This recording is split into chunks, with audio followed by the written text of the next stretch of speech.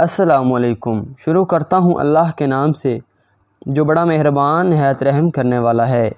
ایک نوجوان نہایت ہی بد کردار تھا، لیکن جب وہ کسی گناہ کا ارتکاب کرتا اس کو کاپی میں نوٹ کر لیتا تھا۔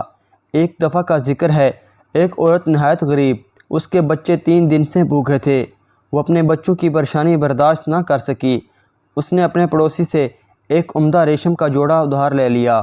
وہ اسے پہن کر نکلی تو اس نوجوان نے اسے دیکھ کر اپنے پاس بلایا۔ جب اس کے ساتھ بدکاری کا ارادہ کیا تو وہ عورت روتے ہوئے تڑپنے لگی اور کہا، میں فاحشہ یا زانیہ نہیں ہوں، میں بچوں کی پریشانی کی وجہ سے اس طرح نکلی ہوں۔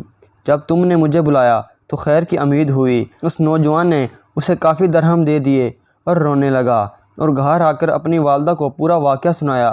اس کی والدہ اس کو ہمیشہ مصیبت برائی سے روکتی، منع کرتی تھیں۔ آج یہ سن کر بہت خوش ہوئی اور کہا، بیٹا تو نے زندگی میں یہی ایک نیکی کی ہے، اس کو بھی آپ کاپی میں نوٹ کر لے۔